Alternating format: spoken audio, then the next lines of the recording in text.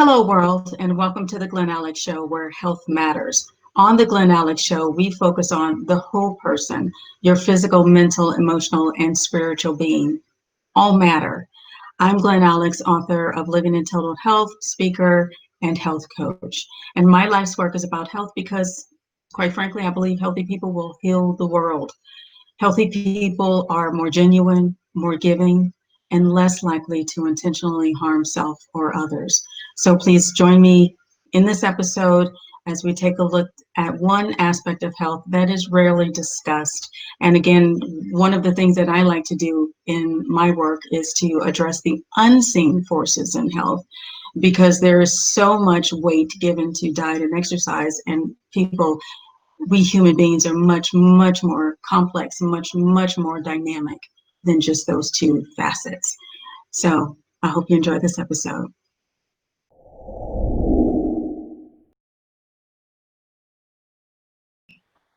Hi, everyone. Help me welcome Miss Gina Fair to the Glen Alex Show. Good morning, Gina. Good morning. How are you? I am good. How about you?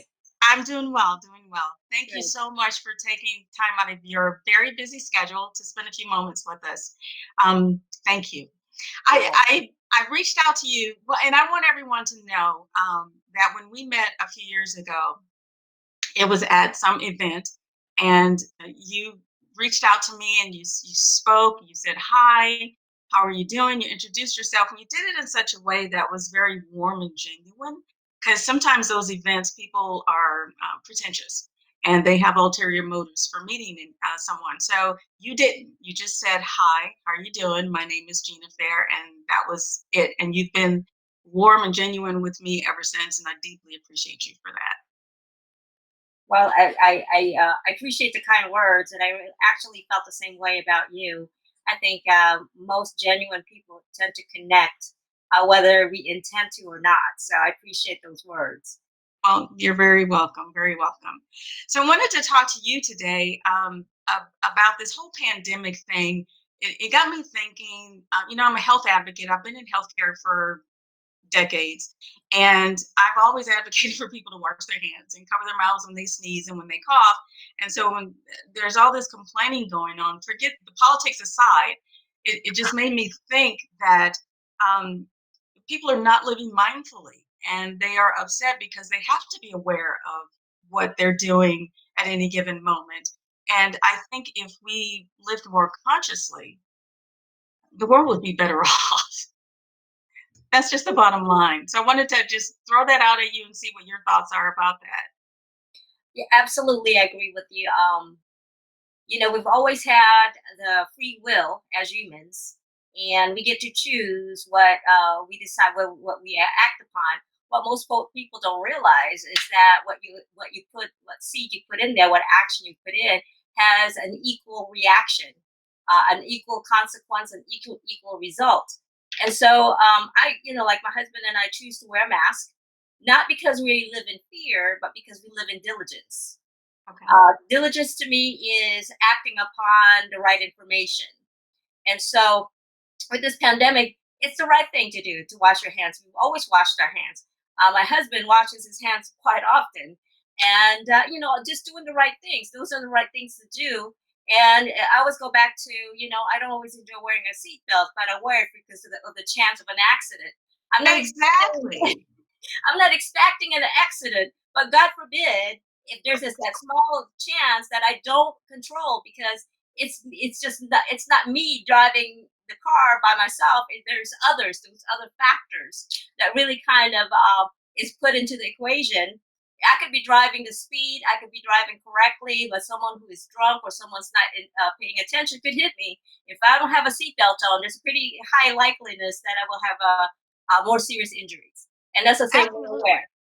Correct. And that's a great example. Thank you for bringing that up because I do remember when seatbelts were first mandated. I was living in Texas at the time, and I probably got two or three tickets because I forgot to put my seatbelt on. So initially, forming a new habit can be difficult or problematic and costly, but the benefit is far outweighs the initial pestilence that it presents.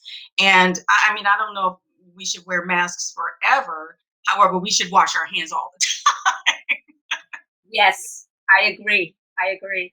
And once again, it's just developing the right habits. And most people resist, and they feel like they're being somehow forced to do things. They feel like they're being oppressed. And you just have living mindfulness and being intentional, being conscious of things. You understand that there's a formula. If you don't wash your hands, there's a likelihood that the germs will be all over your face. You'll touch someone that you love, and you may be healthy, your immune system might be incredible, but if you're going to your parents, we just visited my father to to kind of take care of some things, and we told them wear masks, we're going to wear a mask, and we're going to have social distancing, we're not going to shake hands, we're going to bump elbows and do the Black Panther hello, not because we're being fearful, but we're just being diligent, and because I would much rather make that sacrifice and see my dad to live to 100 than for me to be callous about it and be cavalier and say, hey, nothing's going to happen. It's kind of like, hey, someone jumps off a cliff, they say, yeah, I'm not going to be hurt. I promise you, when they land, there's going to be some injuries. And so, right. there's this thing that says mind over matter. And people believe that, hey, if I don't believe it, then it's not true for me. Or I don't believe that this is. But the diligence is, it may or may not happen to me, but why not take that small chance? The small sacrifice to wear the mask. And you can't even go anywhere without a mask at this point. And In most places, that's true. That's correct. true. And a lot of the restaurants and businesses, in order for them to stay open, it's mandated that they have to have people come in with masks, certain stores, certain facilities. So if you come in and say, well, it's my money, I'm not going to wear a mask, then you potentially could get that business fined or shut down, because that is a requirement of them being open. So to me, it's just courtesy, Okay. being compassionate, and to me, it's putting myself in that other person's shoes. And yeah, I wear glasses, so of course I fog up with a mask. But it's a small sacrifice for me to do that. Now, Right. living mindfully, I understand that my belief is not their belief, and I don't judge people for it. I just keep my distance, when I'm out there, out and about. And certainly, I to keep my peace, I'm not going to get, upset or lose my peace over someone else's choices. Their choice is their Exactly. choice. So Yes, yes. I totally agree with everything you just said. And I want to just expand the living mindfully from not touching our faces and washing our hands to other aspects of life. A lot of people who don't live mindfully are not aware of when they hurt someone else's feelings with, words, or with actions. And I think we need to start being more aware of what we're doing individually when we interact with each other and how we impact this planet. I agree. I agree. There's a lot of memes and cliches that actually universally, principally is correct. And people who don't believe in it, they demean it, they dismiss it. And the fact is, we're all in this together. What happens to you happens to me in some way.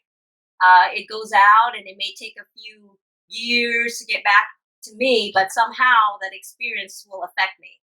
And so even with this pandemic, what I do, if I don't wear a mask or I don't wash my hands, and all those things, what I do may not be directly. The consequence may not show up on me directly, but it will show up somewhere. And it's the Okay. same thing in everything that we do. If I always say, if we, what you talk a lot about, what you stand for is really formulas and having a more peaceful, healthy life versus a formula of not having or having that opposite. Because it's just like a recipe. There's things we can do ourselves within us to create that, what I call consequence, karma, or result. And so the, Okay. the fact is, if we're putting in a certain formula into this universe, into our experience, we ought not be surprised if we get that consequence. And for some people don't understand that what they do, what they think about, how they treat others, the words that they put out affects them, kind of like a ping pong, a backlash. And Okay. so I believe that a lot of anger, a lot of hurt comes from people not understanding, not living consciously, or not putting in all the right ingredients to get the happiness, the peace, the thing they would like to have show up in their life.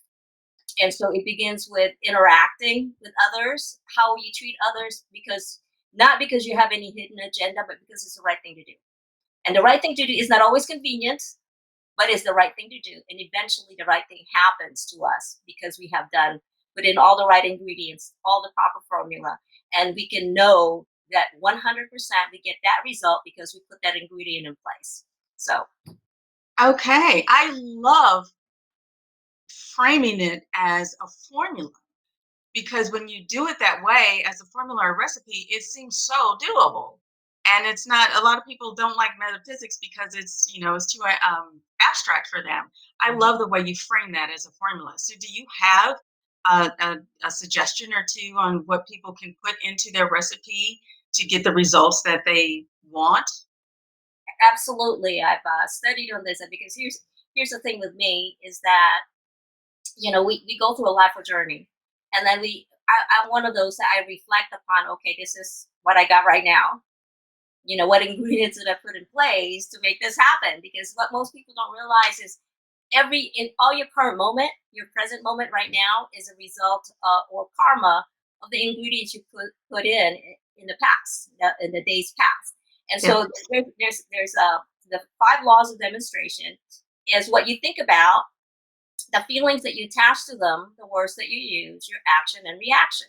Those are the 5 things I audit myself with on a daily basis at the end of the day.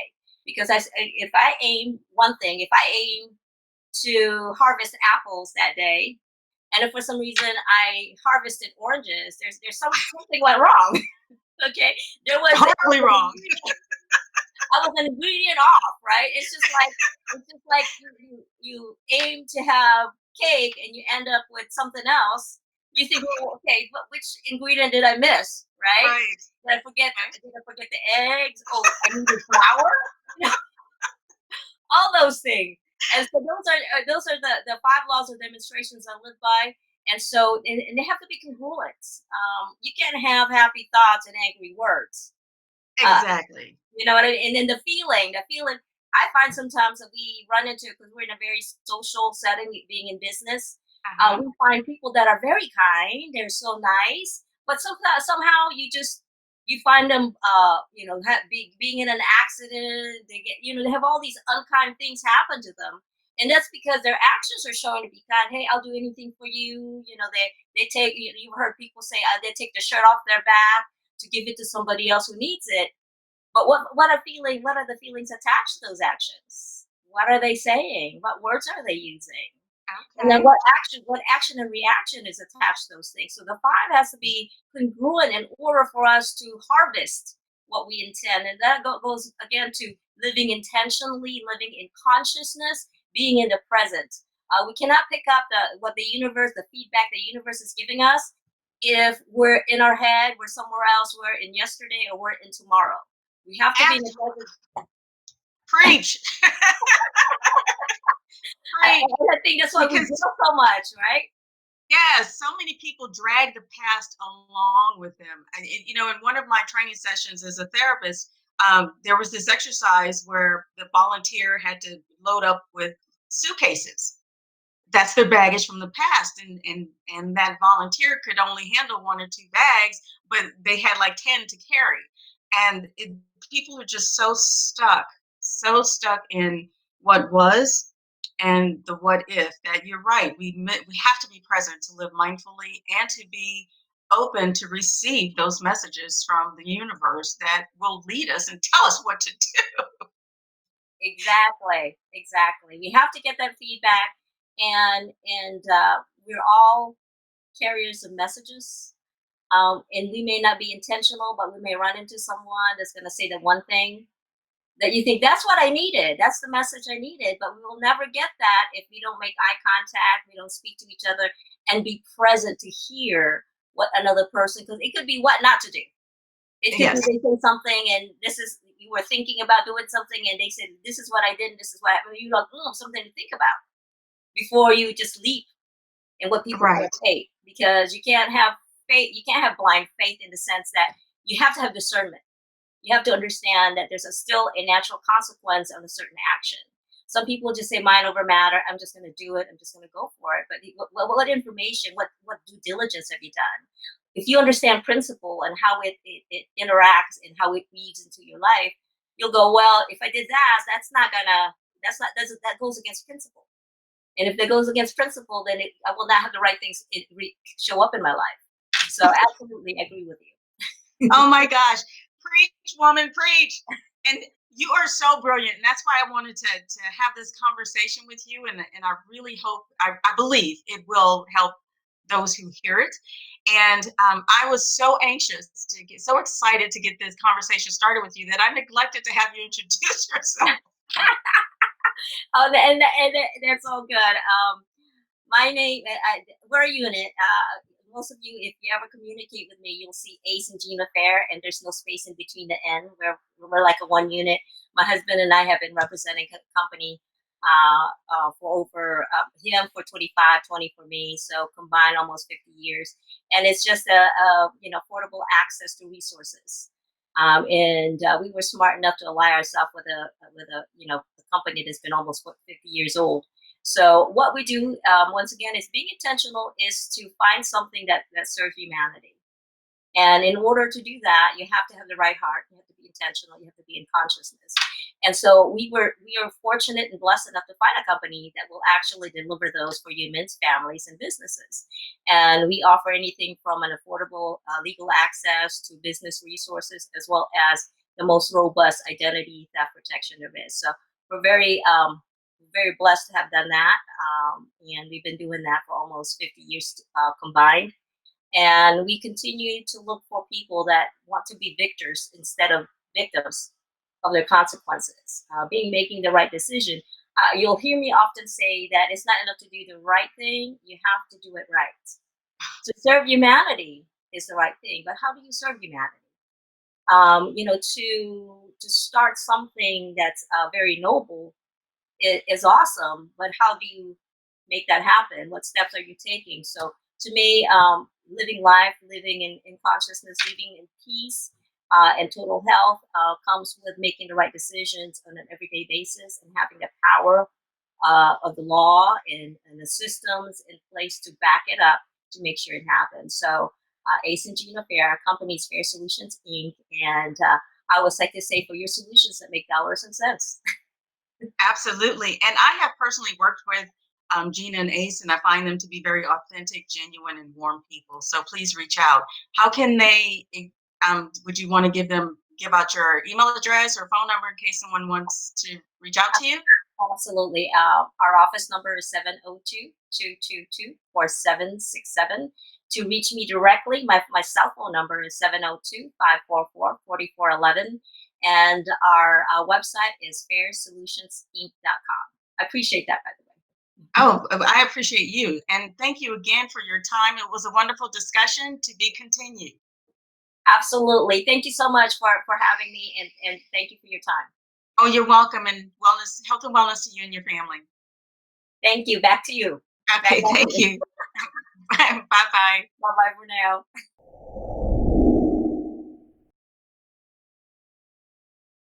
Thank you again for tuning in to this episode of the Glen Alex Show. I hope you enjoyed my chat with Gina Fair about living mindfully. So please allow me to leave you with this nourishing thought.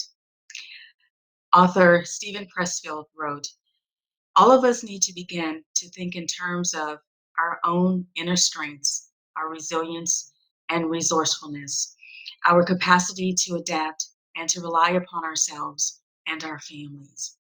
And in order for us to do that, folks, we must live mindfully. We must be present and self-aware enough to understand what we're doing, saying, thinking in any given moment. And that way we can make adjustments as needed for the best decisions available to us at that time.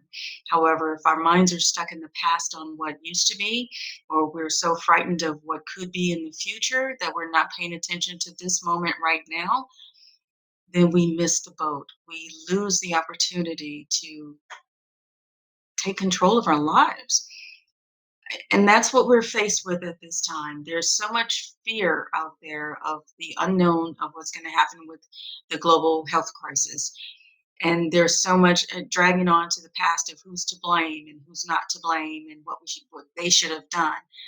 That while those things are important to know, we can't dwell on them because we have no control over them. And if we are going to take our self-awareness to the next level and live mindfully and be as loving to ourselves and to those within our vicinity, then we must open up our minds and be alert to the opportunities before us.